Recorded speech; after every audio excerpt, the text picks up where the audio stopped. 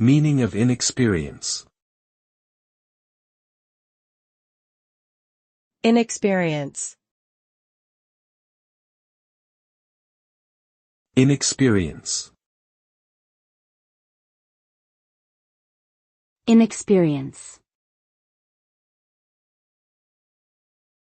Inexperience. The term inexperience refers to a lack of knowledge, skill, or practice in a certain field or activity.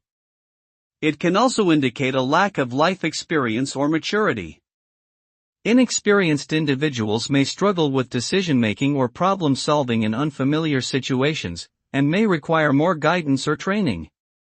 Being inexperienced can be both an advantage and a disadvantage, as it allows for fresh perspectives and new approaches, but also limits one's ability to navigate complex situations.